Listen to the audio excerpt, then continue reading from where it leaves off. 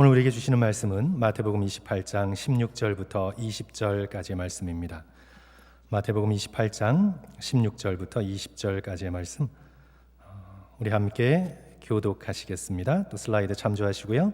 제가 가지고 있는 신약 성경 52쪽에 있습니다. 교독하시고 마지막 20절을 함께 읽습니다. 11 제자가 갈릴리에 가서 예수께서 지시하신 산에 이르러 배웁고 경배하나 아직도 의심하는 사람들이 있더라. 예수께서 나와 말씀하여 이르시되 하늘과 땅의 모든 권세를 내게 주셨으니 그러므로 너희는 가서 모든 민족을 제자로 삼아 아버지와 아들과 성령의 이름으로 세례를 베풀고, 우리 같이 읽습니다. 내가 너희에게 분부한 모든 것을 가르쳐 지키게 하라. 볼지어다 내가 세상 끝날까지 너희와 항상 함께 있으리라 하시니라. 아멘. 아멘. 목회 초기에 교회에 대한 목사님의 비전이 뭐냐는 질문을 받았던 적이 있었습니다. 그래서 한동안 교회가 비전 선언문을 작성하고 또 어떤 분야에 교회의 역량을 집중할 것인가를 고민하고 또 그걸 이루기 위해서 장기 전략과 단기 전략을 수립하고 또 설문조사를 하고 노하우를 얻기 위해서 잘 되는 다른 교회들을 벤치마킹하고 그렇게 교회를 마치 기업 운영하듯 그렇게 해야 한다고 강요받았던 적이 있었습니다. 그럴 때 어떤 목사님의 인터뷰를 제가 듣게 되었습니다. 질문자가 똑같은 질문을 하는 거예요. 목사님은 교회에 대해서 어떤 비전이 있냐고 물었습니다. 그런데 그 목사님의 대답이 저에게 많은 울림이 있었고 또 아직까지 남아 있습니다. 그 목사님이 이렇게 말씀하셨어요. 교회가 그냥 교회이면 됩니다. 특별한 교회가 되려 하지 말고 교회는 그저 교회이면 됩니다. 저는 그 대답을 들으면서 오늘날 자본주의의 얼굴을 닮아가고 있는 현대 교회들이 들어야 할 성경적 교회관이 바로 여기에 있구나 깨닫게 되었습니다. 성도 여러분들은 어떻게 생각하십니까? 교회는 교회이면 됩니다. 오늘날의 교회의 문제가 특별한 비전이 없어서 또는 뭔가 전략이 부족해서가 아니지 않습니까? 교회가 교회답지 못하기 때문에 성경에서 말씀하고 있는 교회의 모습을 잃어가고 있기 때문에 오늘날 교회의 여러 가지 문제들이 발생하는 것이 아닌가 생각해 봅니다. 물론 교회는 기업으로부터 세상으로부터 조직을 어떻게 운영할지에 대한 비결, 그리고 어떻게 역량을 에너지를 집중할 것인가에 대한 비결에 대해서 배울 수 있습니다. 교회는 세상의 여러 가지 좋은 것들을 듣고 배울 수 있습니다. 하지만 교회는 본질적으로 기업이 될 수가 없습니다. 그리고 목회자는 결코 기업의 CEO가 될 수는 없습니다. 교회는 성경에서 말씀하고 있는 교회이면 됩니다. 무슨 특별한 교회가 되려고 또 색깔을 낼 필요를 가지는 그런 강박관념을 우리가 가질 필요가 없다고 저는 믿습니다. 그래서 저는 개인적으로, 굉장히 성도 여러분, 이건 개인적인 제 생각이에요. 저는 개인적으로 교회의 이름은 그래서 그 지역의 이름이 제일 좋다고 저는 평소에 생각해 왔습니다. 많은 교회들이 자신들의 교회의 이름에 뭔가 특별함을 담고자 하잖아요. 그래서 거기에 사랑, 무슨 소망 또는 부활 또는 감사, 무슨 새로운 이런 식으로 해서 교회의 이름에 무슨 특별한 것을 담으려고 하는데 무척 많죠. 그런 이름들이 잘못됐다는 말씀이 전혀 아닙니다. 저는 개인적으로, 제 순전히 개인적인 의견으로 볼 때 저는 지역 이름을 쓴 교회가 제 마음에 가장 듭니다. 성도 여러분, 우리 교회 이름이 뭐죠? 나성 한인교회, 그죠? 나성은 로스앤젤레스란 뜻이죠. 지역 이름을 썼어요. 그래서 전 참 좋아요. 제가 45주년 우리 교회 창립기념일이라 우리 교회 자랑을 이런 식으로 좀 하는 겁니다. 성도 여러분, 성경을 한번 보십시오. 교회의 이름들이 다 지역의 이름입니다. 고린도 교회, 고린도에 있었던 하나님의 교회, 갈라디아 교회, 갈라디아 지역에 흩어져 있었던 예수 그리스도의 교회, 무슨 교회 할 필요 없이 교회가 그 지역에서 교회이면 되었습니다. 교회라는 것 때문에 세상과 구분이 되었고, 교회라는 것 때문에 세상 속에서 천국의 맛을 낼 수가 있었습니다. 에베소 교회, 에베소에 있는 성도들의 모임, 거룩한 자들의 모임, 그저 교회였습니다. 그렇게 빌라델피아 교회, 서머나 교회, 라오디게아 교회, 성도 여러분, 요한계시록 2장과 3장을 보십시오.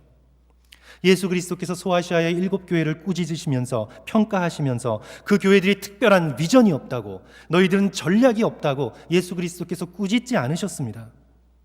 절대 예수 그리스도께서 그렇게 세상의 기준으로 교회들을 평가하시고 꾸짖지 않으셨습니다.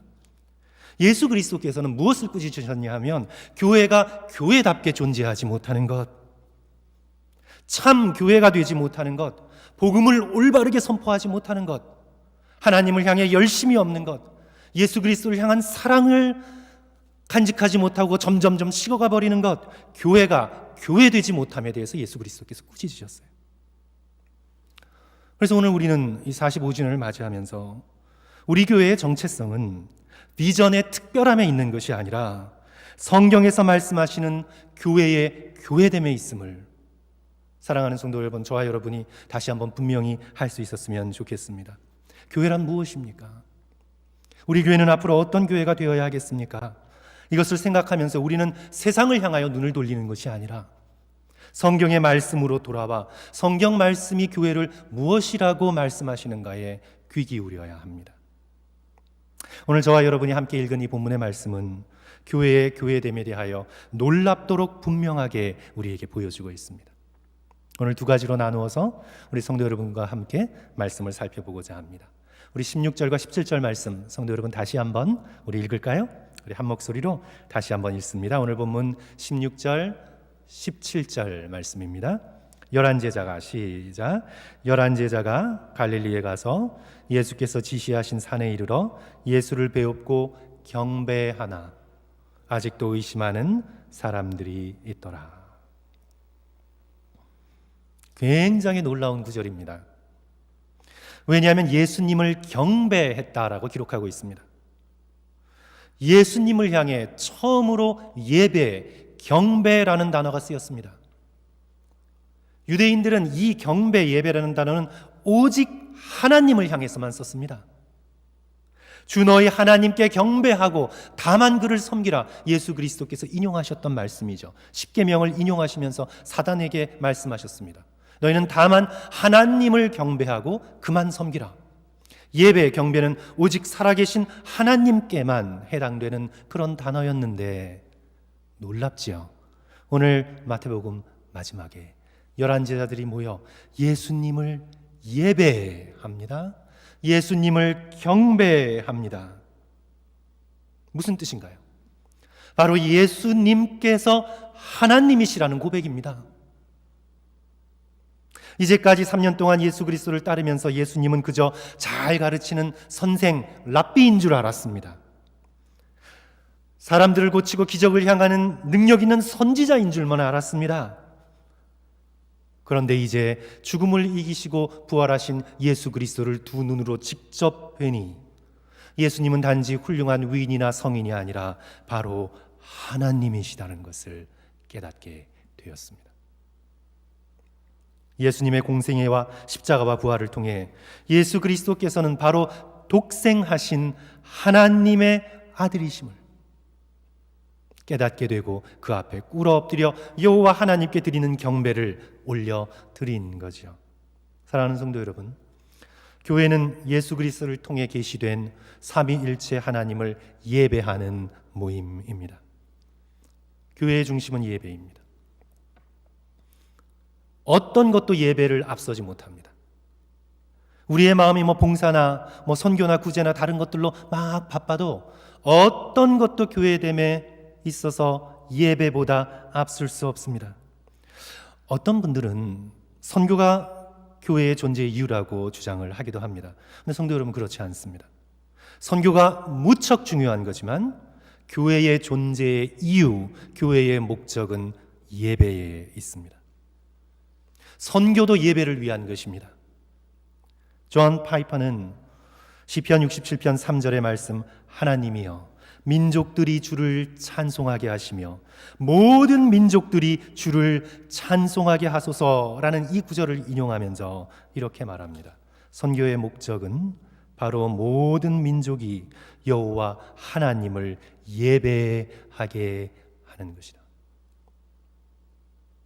아무도 하나님을 하나님으로 예배드리지 않는 저 선교지의 척박한 땅에서 선교사가 누군가를 전도하기 이전에 아무도 하나님을 하나님으로 예배드리지 않는 그 척박한 땅에서 무릎 꿇고 예수 그리스도를 하나님을 예배하며 경배하는 그 자리에 서게 될 때 선교는 시작되는 것입니다.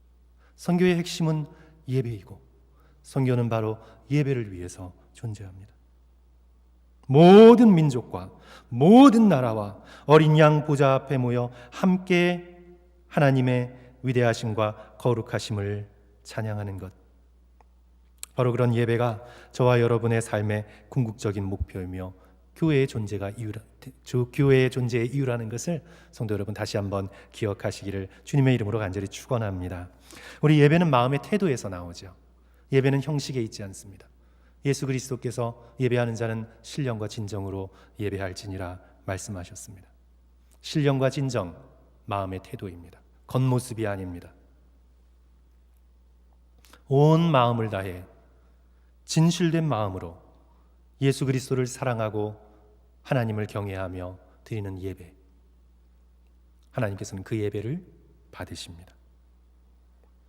예배를 세상적 기준으로 퍼포먼스로 생각하면 안 됩니다.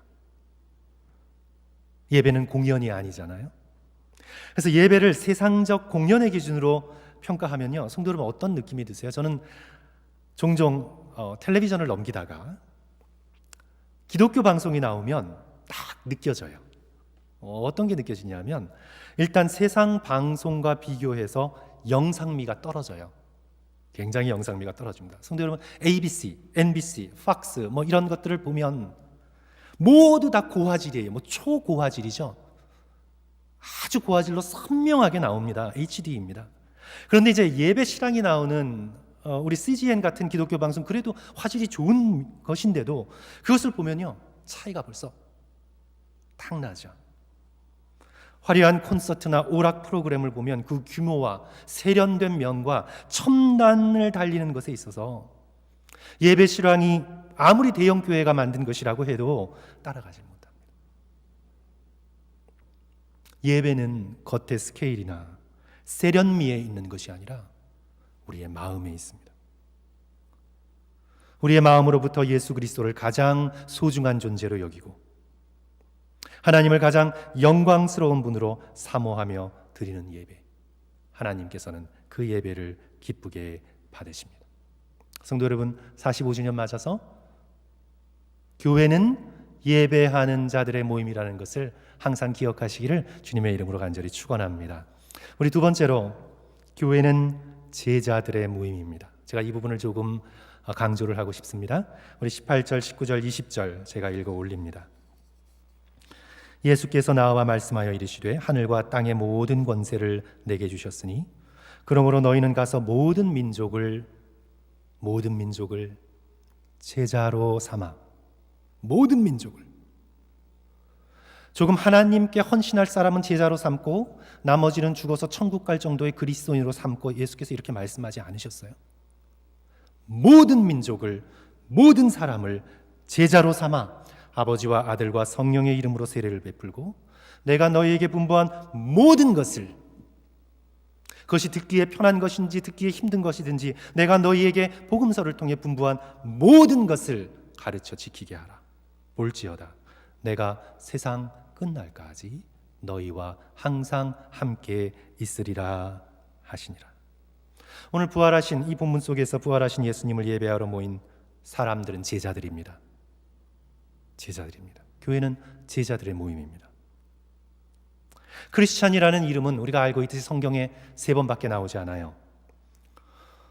이 크리스찬들이 옛날에는 유대교를 믿는 유대인의 한 분파인 줄 알았는데 이제 점점 선교가 시작되면서 유대교가 아니구나 깨닫고 유대교와 구분하기 위해서 안디옥에서부터 예수 그리스도를 따르는 사람들이라는 뜻으로 크리스찬이라는 이름을 붙였습니다. 그리고 바로 그 크리스찬들은 바로 제자들이었습니다. 크리스찬 하면 제자들입니다. 구분될 수가 없습니다.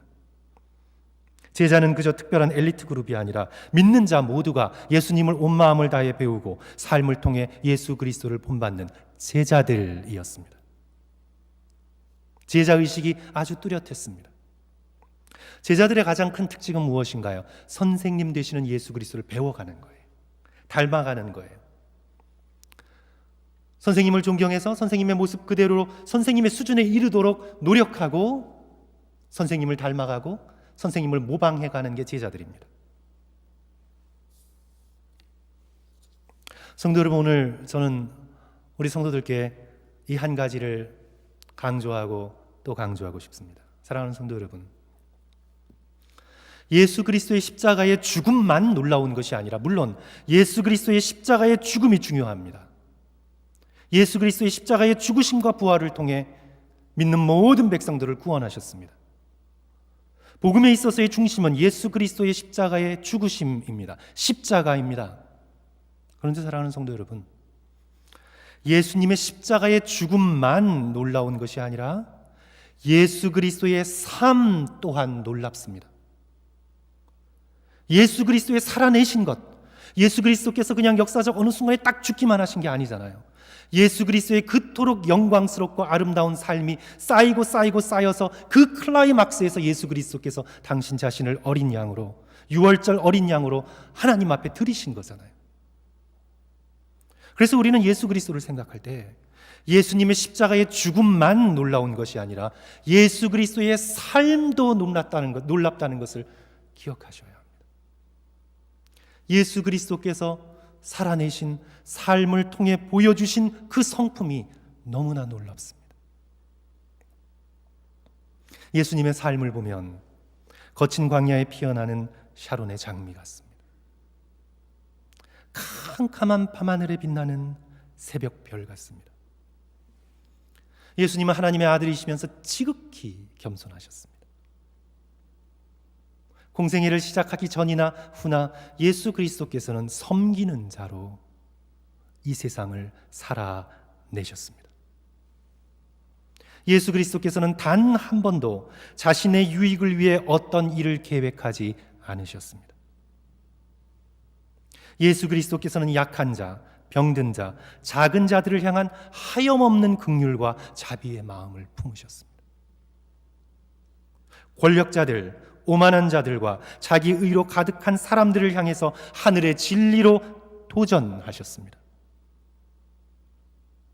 그런 사람들에게 잘 보이려고 하거나 그런 사람들에게 아부하여 뭔가를 이루려고 하거나 그런 사람들의 비위를 맞추려고 노력하신 적이 단 한순간도 없으십니다. 그 당시에 남녀의 엄연한 구분을 넘어서 사마리아 여인을 찾아가셨습니다. 막달라 마리아를 치유해 주셨습니다. 창녀들을 받아주셨습니다. 그 당시에 깨끗함과 더러움의 구별이 그렇게 심했던 때에 나병 환자들을 만져주셨습니다. 세리를 품으셨습니다. 죄인들을 식탁에 초대하셨습니다. 예수 그리스도께서는 단 한 번도 사람을 밀어내지 않으셨습니다. 밀쳐내지 않으셨습니다. 예수 그리스도께서는 결코 자신의 자존심과 자신의 명예를 위하여 변호하지 않으셨습니다. 예수님의 입에 떨어진 말씀 중에 변명이 없습니다. 고난과 오해를 그대로 받아들이셨습니다. 예수 그리스도께서는 어느 누구 한 사람 위협하거나 협박하지 않으셨습니다.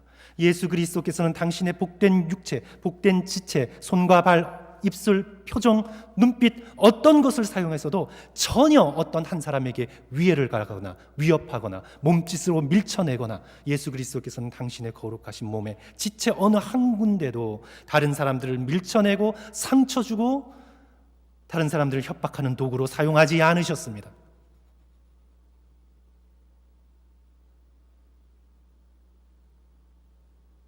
예수 그리스도께서는 작은 자들까지 존중해 주셨습니다. 장렬하고 무시하는 그 여인들의 겉모습을 바라보지 않으시고 그 속에 있는 마음을 보시고 그 영혼을 존중해 주셨습니다. 당신 자신은 철저히 숨기시고 오직 하나님만 드러내셨습니다. 예수 그리스도께서는 십자가의 죽으심만으로 하나님의 사랑을 증거하신 것이 아니라 십자가와 함께 그 순결하시고 아름다우신 성품으로 하나님을 드러내셨습니다. 예수 그리스도의 십자가와 함께 예수 그리스도께서 살아내신 삶이 놀랍습니다. 인류 역사는 단 한 번도 이토록 한 점의 죄도 없고 이토록 순결하시고 이토록 의연하시고 이토록 온유하시고 이토록 겸손하신 분을 인류 역사상 단 한 번도 가져본 적이 없습니다. 예수 그리스도의 삶이 놀랍습니다. 우리가 성경에서 이런 예수 그리스도의 삶을 읽고 배울 때 우리 마음속에 사모하는 마음이 들지 않을 수 없습니다. 이 예수님께 눈을 뗄 수가 없습니다. 이 예수님의 아름다움과 거룩하심과 순결함의 마음을 빼앗겨 이 예수님에 끌려다니게 됩니다. 이 예수님을 닮고 싶은 열망을 품을 수밖에 없습니다. 찬송가 88장, 우리가 잘 부르는 찬송가 88장은 이렇게 시작합니다. 내 진정 사모하는 친구가 되시는 구주 예수님은 아름다워라. 산 밑에 백합하여 빛나는 새벽별, 주님 형언할 길 아주 없도다. 말로 표현할 수 없는 예수 그리스도의 삶과 인격의 아름다움, 그것을 찬양하는 것으로 끝나지 않습니다. 3절 보시면 내 마음을 다하여서 주님을 따르면 주님을 따를 수밖에 없습니다. 이토록 아름답고 영광스러우신 예수 그리스도를 만나면 이 주님을 따를 수밖에 없습니다. 그저 죽어 천국은 가고 싶어서 십자가만 붙들고 십자가 붙들면 나 죽어서 천국까지, 그 다음에 예수 그리스도께서 살아내신 이 아름다운 삶을 본받지 아니려는 마음을 가진 자, 예수님의 제자가 될 수 없죠. 이토록 아름답고 영광스러우신 예수 그리스도의 삶과 그분의 인격을 마주하게 되면 우리는 이 주님을 사랑하고 사모하고 주님과 같이 되고 싶은 열망을 품을 수밖에 없습니다. 주님을 따르는 제자가 되면 성품이 변화됩니다. 예수님의 마음을 닮아갑니다. 사랑하는 성도 여러분, 교회는 예수님을 닮아가는 제자들의 모임입니다.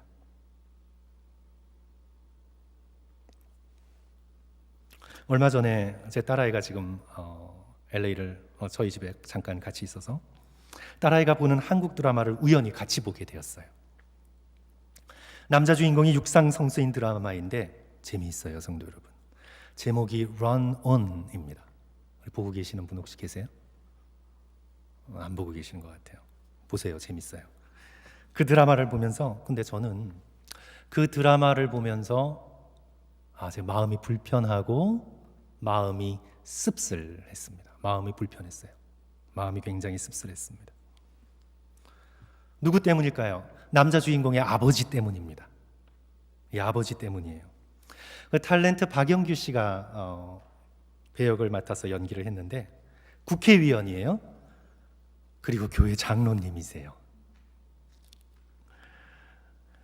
가기를 싫어하는 아들과 딸을 강제로 끌고 강압적으로 교회에 와서 예배합니다. 목회자 입장에서 저는 좋아요. 거기까지는 괜찮아요. 그리고 성경 구절도 굉장히 열심히 암송하고 또 벽에다가 성경 구절을 붙여 놓아요. 기도도 정말 꼬박꼬박 너무나 열심히 합니다. 그런데 속물이에요. 성도 여러분, 근데 속물이에요. 속물이에요. 그가 속물이라는 걸 아는 이유는 가족들을 자기 출세를 위한 도구로 여겨요.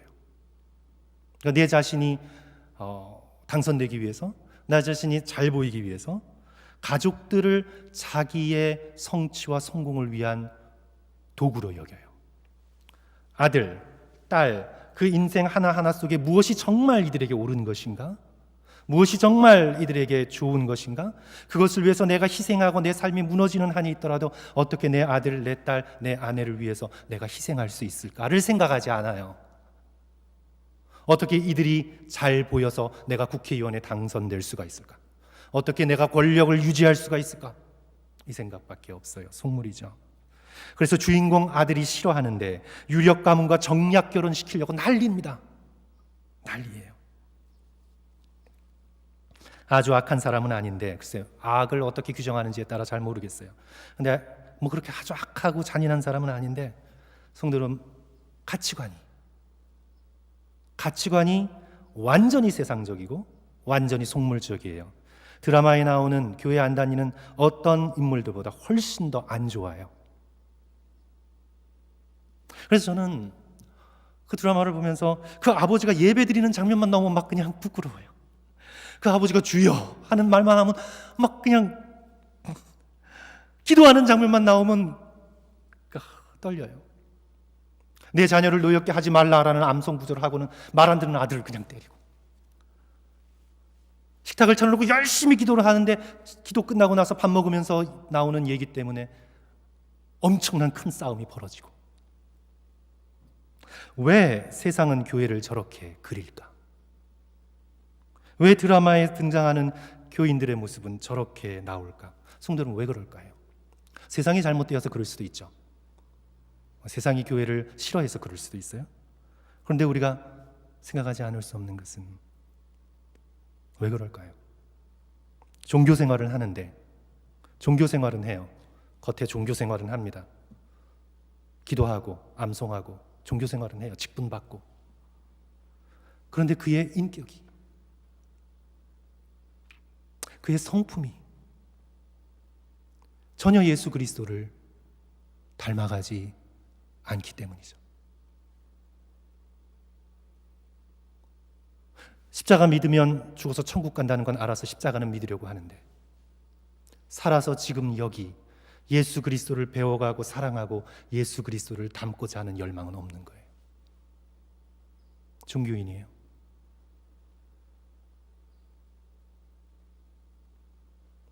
오늘의 말씀대로라면 교인은 되었는데 제자가 되지 않았기 때문입니다. 예수님은 믿는 것 같은데 예수님을 따를 마음이 애시당초 없기 때문입니다. 죽어 천국 가기는 원하지만 여기서 천국의 삶을 배우려고 하지 않기 때문입니다. 사랑하는 성도 여러분, 제가 도덕적 완벽함을 얘기하는 게 아니에요. 누구도 완벽하지 않습니다. 한 겹을만 벗겨내면 우리 모두 다 상처덩어리요, 모두 다 연약하고 실패했고 드러내 보일 수 없는 더러움을 가진 자입니다. 우리는 구원을 받았지만 여전히 죄된 성품을 가지고 있는 자들입니다. 중요한 건 예수님께서 물으셨던 질문이에요. 예수님께서 병자들을 고치면서 그들을 향해 자주 물으셨던 질문, 내가 낫고자 하느냐? 내가 낫고자 하느냐? 너의 이기적이고 너의 죄되고 너의 거짓된 성품을 버리고 예수 그리스도의 그 아름다운 성품을 닮아가고자 하는 진실된 소원이 너의 마음속에 있느냐? 내가 변화되고자 하는 소원, 그 소원을 내가 간직하고 있느냐? 할 수 있고 없고의 문제가 아니라 너가 그 소원을 내 마음속에 진실되게 간직하고 있느냐? 내가 돈을 좀 많이 벌고 병이 좀 낫고 환경이 편해지고 자식이 잘 되는 것보다 훨씬 더 깊은 소원, 내 영혼에 내 마음에 가장 깊은 간절한 소원으로 예수 그리스도를 닮고 싶은 그 소원이 내 마음속에 있느냐? 내가 낫고자 하느냐? 사랑하는 성도 여러분, 오늘 우리는 우리의 마음속에 새 사람으로 내가 거듭나고 예수님의 가르침을 기뻐하고 그리하여 예수님의 아름다운 성품으로 변화되고자 하는 진정한 소원을 가지고 있습니까? 한마디로 여러분은 예수님의 제자가 되고 싶으십니까? 아니면 그냥 십자가만 딱 믿어서 이 세상은 마음대로 살다가 죽어 천국 가고 싶으십니까? 아니면 지금 여기에서 예수 그리스도와 함께 동행하며 나의 삶의 현장에서부터 예수 그리스도의 성품을 닮아가려 애쓰며 훈련받으며 그리하여 천국을 가기로 소망함과 동시에 내 마음속에 내 인격 속에 천국을 품는 참된 제자로서의 삶을 이 땅 가운데 살고자 하는 깊은 열망이 저와 여러분에게 있습니까? 예수께서 승천하시기 전에 교회가 어떤 모습으로 되어야 할지를 분명하게 가르치셨습니다. 우리는 세상을 바라볼 필요가 없습니다. 이 본문 말씀 속에 분명히 가르치셨습니다. 가서 모든 민족으로 제자를 삼아라. 세례를 베풀라. 나의 모든 가르침을 가르쳐라. 그들로 지키게끔 헌신해라. 교회는 제자들이 모이는 곳이고 바로 그 제자들이 다른 제자들을 만들어가는 교회는 제자들의 모임입니다. 성도 여러분, 말씀을 마칩니다. 오늘 창립 45주년 맞아서 우리 나성하님교회는 어떤 교회가 되어야 할까요? 다시 한번 기억합니다. 온 마음을 다해 살아계신 삼위일체 하나님을 예배하는 교회, 또 예수 그리스도의 성품으로 변화되는 교회, 제자들의 교회, 선교와 교육을 통해 제자를 만드는 교회, 진정으로 교회다운 교회로 되어 나가시는 그런 저와 여러분 되시기를 주님의 이름으로 간절히 축원합니다. 우리 함께 기도하겠습니다. 우리 주신 말씀 기억하면서 사랑하는 성도 여러분, 교회는 우리 나성하님 교회이기도 하지만 우리 자신이 또한 교회의 지체이고 교회입니다. 오늘 우리의 인생의 비전, 인생의 목표가 무엇입니까? 오늘 주신 말씀 그대로 우리는 온 마음을 다해 예배드리고 이 빛나도록 아름다운 예수 그리스도의 삶과 인격을 살아가는 동안 갈 길은 너무 멀지만 그러나 죽기 전에 끝까지 갈 수 있는 한 예수 그리스도를 닮아가는 걸음으로 오늘 하루를 살아가는 것, 그것이 저와 여러분의 목표입니다. 우리 나성하님 교회의 목표입니다. 그런 진심으로 예수님을 사랑하여 예배하고 예수 그리스도를 일상의 삶 속에서 닮아가고자 노력하는 교회, 나성하님 교회, 참으로 예배하는 교회, 제자들의 교회, 성도 여러분, 그런 교회 되도록 우리 이 시간 나성하님 교회를 축복하시면서 또 내가 그렇게 되어질 수 있도록 우리 주님 앞에 함께 간절한 마음으로 교회를 사랑하는 마음을 품고 이 시간 함께 1, 2분간 통성으로 기도합니다. 다 같이 기도하겠습니다. 사랑과 은혜가 많으신 주님, 우리 45주년 우리 주셔서 감사합니다. 45살 되었습니다. 주여, 이제 우리가 성장하길 원합니다. 성숙하길 원합니다. 하나님의 뜻을 찾기를 원합니다. 주여, 주께서 함께하여 주셔서 우리 교회가 진심으로 예배하는 교회가 되어질 수 있게 도와주시고 우리 성도들 한 사람 한 사람, 교역자 한 사람 한 사람, 세움받은 직분자 한 사람 한 사람 예수 그리스도를 닮고 예수 그리스도의 이 빛나는 삶, 예수 그리스도의 이 너무나 아름다운 삶, 예수 그리스도의 이 영광스럽고 거룩한 삶, 예수 그리스도 그 빛나는 새벽별과 같고 이 먼지 많고 두드러진 이 사막에 피어나는 샤론의 꽃 같은 예수 그리스도, 아버지, 그 주님께 우리의 마음을 드리고 그 주님께 우리의 정신을 빼앗기고 그 주님께 우리의 모든 것을 드려 그 주님을 닮아가고